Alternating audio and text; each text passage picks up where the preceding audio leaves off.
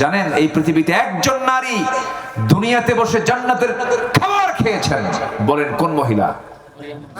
মারিয়াম। জোরে কোন সুবহানাল্লাহ, জোরে কোন সুবহানাল্লাহ।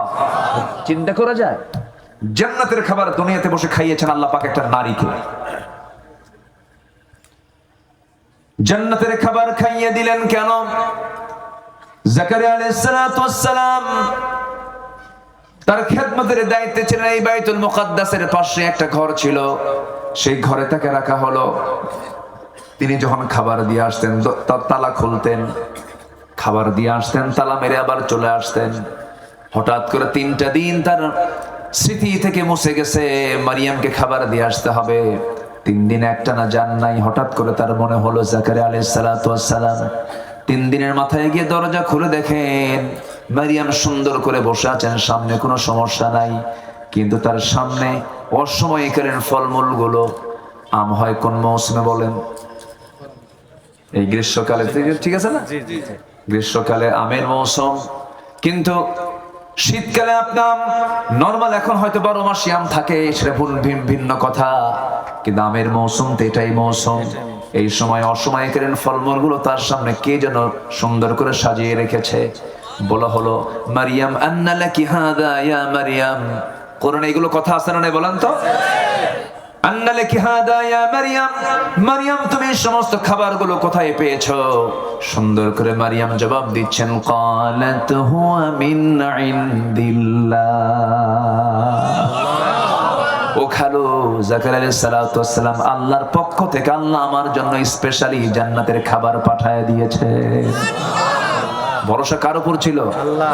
আপনিও ভরসা করেন মা, আল্লাহ আপনার রিজিক দিয়ে দিবেন ইনশাআল্লাহ।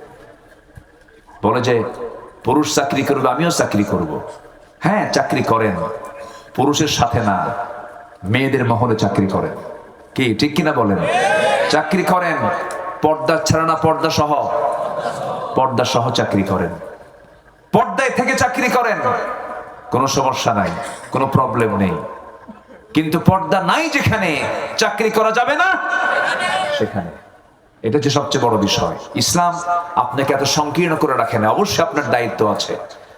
আপনি একজন পর্দাশীলা মহিলা, আপনার অপারেশন লাগবে, পেট অপারেশন করতে হবে।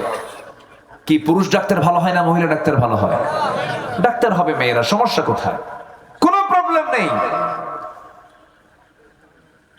ইঞ্জিনিয়ারিং ফার্ম তৈরি হবে, সেখানে শুধু মহিলারা থাকবে, সেখানে সমস্যা নেই।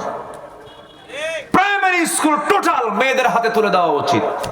প্রাইমারি স্কুল মেয়েরা দেখবে, কোনো সমস্যা নাই। সব পরিচালনা মেয়েরা করবে, কোনো ডিপার্টমেন্ট, কোনো সমস্যা নাই। কিন্তু চাকরি আগে না পর্দা আগে? আমার দেশে কোনটা আগে বলেন? আমার দেশে কোনটা আগে? চাকরি আগে, পর্দা দরকার নাই। আরো খোলো, আরো খোলো, যত খোলে তত সাহসী, তত কি সাহসী। কম কথা, সাহসী মহিলা, সাহসী নারী, সাহসী অভিনেত্রী সব ভুলে ফেলে। যেরকম নাউজুবিল্লাহ। মেয়েরা খুললে মর্যাদা পাবে না ঢাকলে মর্যাদা পাবে? ঢাকলে মর্যাদা পাবে।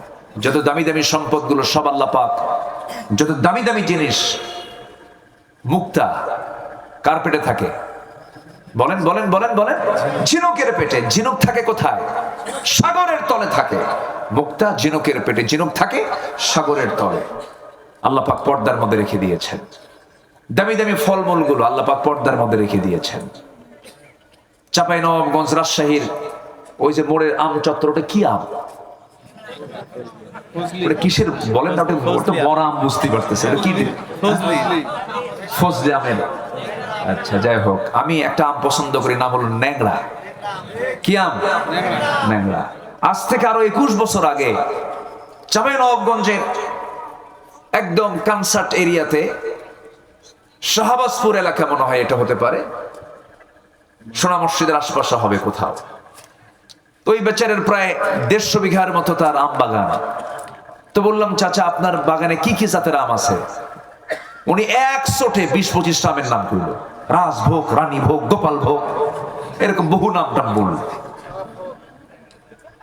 এখন তারও নাম আরো কিছু আসছে আম। রংপুরের মিঠাপুকুরের দিকে এক আম হয় হাড়ি ভাঙ্গা, সামনে আরেকটা নাম দিবে মাজা ভাঙ্গা।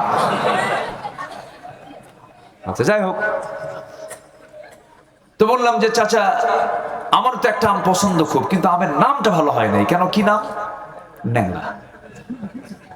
আমি বললাম আচ্ছা ন্যাংরার নামটা আসলো কেমন, এটার তফসিরটা বলেন। তো বলতেছে মনে হয় ন্যাংরা কোনো লোক এই গাছটা লাগিয়েছিল। তো এই আম আল্লাহ পাক কি পর্দায় রেখেছেন না পর্দা ছাড়া রেখেছেন? যদি কোনো আম বিক্রেতা, রাজশাহীর কোন আম বিক্রেতা সাহেব বাজার সেই মার্কেটের সামনে, নিউ মার্কেটের সামনে যদি আম বিক্রি করতে নিয়ে বসে ভাবে যে আম যখন বেচতেই বসেছি জনগণ কষ্ট না পাক, একটা কাজ আগায় দেই, আম সিলে বিক্রি করব। পাবলিক আসবে না মাসি আসবে? সেটা কোন মাসি? দেখছেন কি কয়, যে মাসি জায়গায় অজায়গায় পড়ে ওই মাসি আসবে, মৌমাছি আসবে না। মৌমাছি বোঝে এটা ঠিক না, এটা পর্দা নাই। আল্লাহু আকবার বলেন। মৌমাছি কি অজায়গায় বসে না জায়গায় বসে? বলেন বলেন বলেন। কারণ মৌমাছি সংগ্রহ করে আমার আপনার ঔষধ। আল্লাহু আকবার বলেন। অ্যান্টিবায়োটিক ঔষধ। কি ঔষধ? অ্যান্টিবায়োটিক। আপনার ঘা হয়েছে, কেটে গেছে, ফেটে গেছে, মধু লাগায় দেন, ঠিক হয়ে যাবে।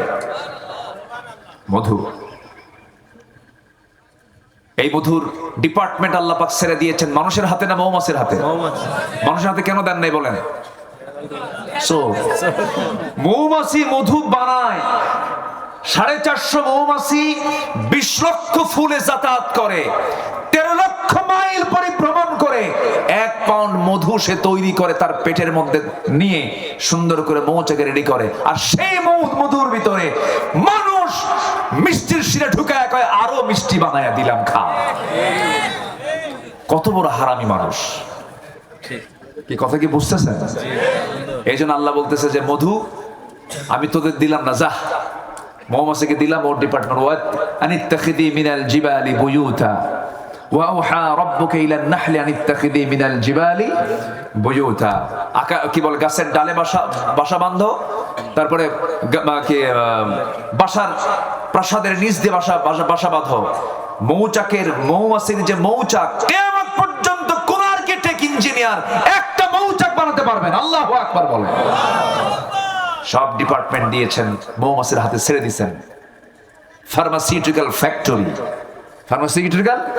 ফ্যাক্টরি দিয়ে দিয়েছেন, জাহতু ফিহি শিফাউল লিন্নাস। এবং এই ফ্যাক্টরি, এই মধু তৈরি করার জন্য মৌমাছির পেটকে বাছাই করেছেন কে? মৌমাছির পেটকে বাছাই করেছেন কে? ইয়াখরুজু মিন বুতুনিহা শারাবুন মুখতালিফুন আলওয়ানুহা।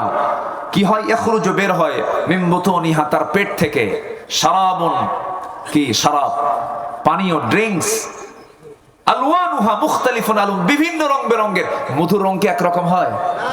ভিন্ন রং বেরঙের। এক একটা ফুলের মধ্যে এক একটা রঙের হয়, এক একটা ফুলের মধ্যে এক একটা রং আল্লাহ পাক করে দিয়েছেন। যেরকম সুবহানাল্লাহ। এই মধুগুলো সংগ্রহ করার সময়, রসগুলো সংগ্রহ করার সময় মৌমাছিগুলো মুখে নিয়ে আসে না, পেটের মধ্যে নিয়ে আসে। পেটের মধ্যে আলাদা স্টমাক আছে, মানুষের স্টমাক একটা, আর আল্লাহ পাক মধুর স্টমাক দিয়েছেন পেটের মধ্যে দুইটা। একটা তার পেটের স্টমাক, খাওয়ার স্টমাক, আর একটা হচ্ছে হানি স্টমাক, মধু রাখার এক্সট্রা স্টমাক। আল্লাহু আকবার বলেন। সেই মৌমাছি কি সাহেব বাজারের মোড়ে ওই আমের উপরে কি সেই মৌমাছি বসে? না, সাধারণ মাছি বসে। কি বসে? মাছি বসে। কিন্তু মাছি বসলে কোনো ক্ষতি হবে না যদি পর্দায় থাকে। আর যদি পর্দা খুলে ফেলে, শুধু একটা মাছি ঢুকবে, তোর 14 গুছি ডায়রিয়া হয়ে পড়বে, ঠিক কিনা? অতএব যে মহিলার গায়ে পর্দা নাই, ওটা ডায়রিয়া। ওটা কি বলেন? রোগী বাঁচা অসম্ভব, শেষ হয়ে যাবে, অসুখ বিসুখ সৃষ্টি হবে। জেনা আছে যেখানে, নতুন নতুন রোগ আছে সেখানে। এই যে করোনা আসছিল, এগুলো সব জেনার ফসল। কিসের ফসল বলেন? গনোরিয়া, সিফিলিস, এইচআইভি, এরপরে যত বড় বড় জটিল রোগগুলো আছে, সমস্ত রোগের মূল কারণ হলো অবাধ যৌনাচার, অবাধ যৌনাচার, পর্দাহীনতা, পর্দাহীনতা। এই জন্য মা বোনদের পর্দায় থাকার দরকার আছে না নাই? আসতে বলবেন না, আছে না নাই? পর্দা আগে পুরুষের দরকার না মহিলার দরকার? ও আপনার দরকার নয়। কত সস্তা আমল করতে চায় দেখে। আল্লাহ পাক পর্দার হুকুম দিয়েছেন আগে নারীকে না পুরুষকে?